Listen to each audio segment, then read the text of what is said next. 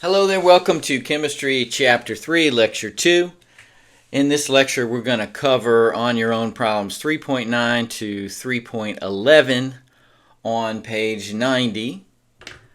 You will need your periodic table, your textbook, and your notes on this. And before we get started, just to remind you that if this video helps you out, to consider buying me a coffee, and the link is in the description box, or you can scan this QR code and it'll take you to my Ko-fi page. Alright, let's get started with the notes here. So we left off on the last lecture, and I want to talk to you about what ionic compounds are. Okay, so we talked about compounds in the last lecture. Now we're going to talk about specific kinds of compounds. So the ionic compounds are a compound that contains at least one metal and one nonmetal. All right, and they conduct electricity when dissolved in water. Okay, so one metal, one nonmetal, at least can have more than one nonmetal. Covalent compounds made up solely of nonmetals, and they do not conduct electricity when dissolved in water. So there's a method to naming these compounds that we're going to talk over now. So in your book, let's take a look at page 90. Have your periodic table ready. And the on your own problem says to classify the following compounds as ionic or covalent. All right, so I have written these down on the board here in advance. Okay, so A is CH4. So that's carbon, which is a nonmetal to the right of the jagged line, and then hydrogen, which is also a nonmetal. So two nonmetals, so that would be covalent.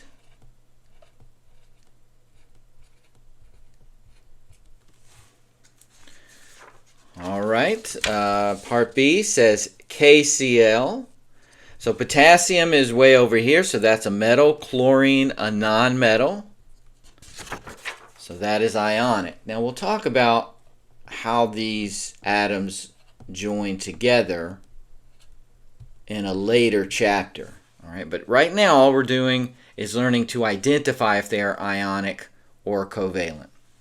All right, C, we have, this is rubidium acetate. We have rubidium and then carbon, hydrogen, and oxygen. Rubidium, all right, is over here, so number 37, so it is a metal, and then carbon, hydrogen, and oxygen are all nonmetals, so that would be an ionic compound.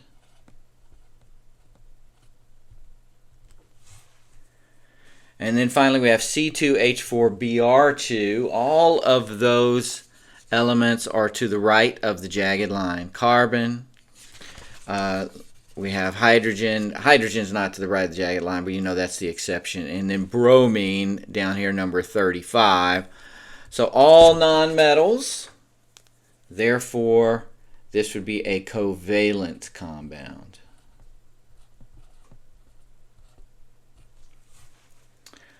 All right, great. So let's get back to your notes real quick. And we're going to go over the naming conventions. So the way you name ionic compounds is a little different than the way that you name covalent compounds. The procedure for ionic compounds, you start with the name of the first atom. You replace the ending of the second atom with the IDE suffix and join the two names. So it's actually a really simple system for naming ionic compounds. For naming covalent compounds can combine in a lot of different ways. So we have to have a fancier system. We're going to use the prefixes in this table for each atom unless the the first atom is only one. Okay, so we're not going to use mono if that's the first atom. We will use mono for the second atom if there's just one of them, and replace the second atoms ending with the IDE suffix and join the two names together. You do have to memorize this table. You do have to memorize mono, di, tri, tetra, penta, hexa, hepta, octa, nona, and deca. Some of those you probably already know, and then some of them, you're probably going to have to look over a few times. So let's go ahead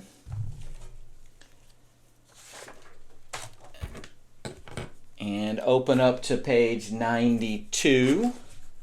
And we're going to finish this chapter out on the next couple of problems. So we want to name SF6. So sulfur and fluorine are both nonmetals. Sulfur here, we have fluorine here, nonmetals. So this is covalent. So we have to use the prefix system.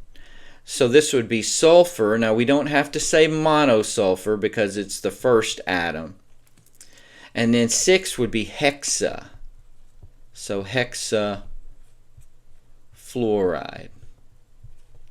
Don't forget the IDE at the end. So sulfur hexafluoride. Now K3N is ionic, so it has a simpler system. We don't have to use the table. Potassium's a metal, nitrogen a nonmetal, so this is ionic. So we don't have to say tripotassium nitride. It's just potassium nitride. So we don't need those prefixes because potassium nitride is only K3N. There's no other. Potassium and nitrogen will not combine in another way. And you'll find out why in chapter 8. Okay, P2O3. Both of these are nonmetals, phosphorus and oxygen to the right of the jagged lines. We're going to have to use our prefixes. The prefix for 2 is di, so this would be diphosphorus.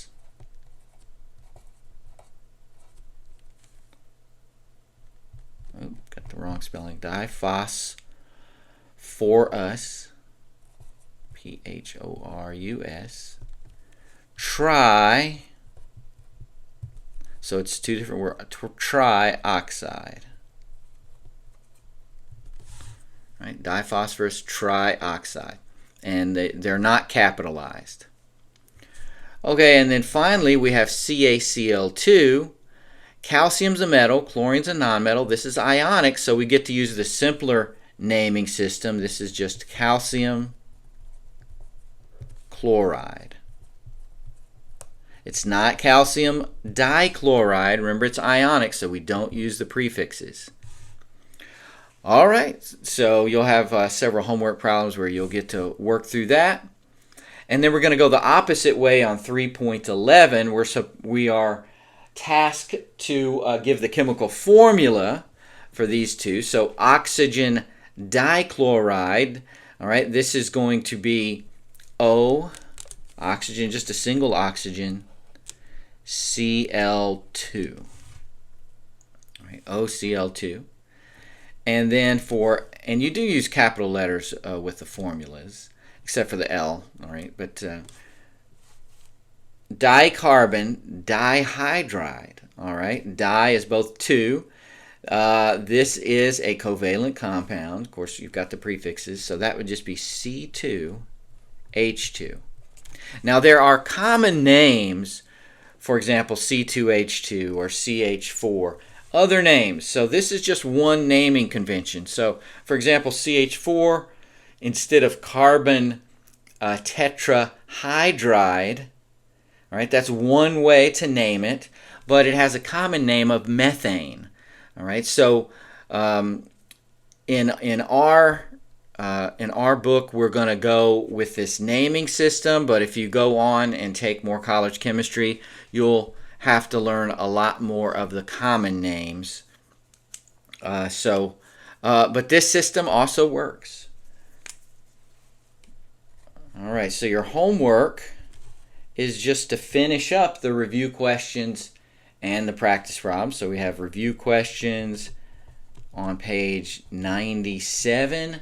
Now you can do 8 through 10. And practice problems, page 98. You can also do 8 through 10. I believe that's where we left off. So you'll be able to finish this up, and then you'll be doing your lab. So again, let me remind you of my Ko-fi page. If you have the means, feel free to buy me a coffee if this video helped you. Today, instead of playing a little guitar play-out song, I thought I would we'll go with our album of the day. So this is the Alan Parsons Project Pyramid. All right, you can't quite see the whole thing. All right, but you can get most of it here of the album cover. So this is the album of the day. I will link in the description box to a YouTube file that will play this album for you if you want to listen to it while you're doing your homework. It is from 1978. Pretty cool. And I'll probably start doing an album of the day at the end of these videos from now on. So that's all I have. I hope you have a great day, and talk to you next time.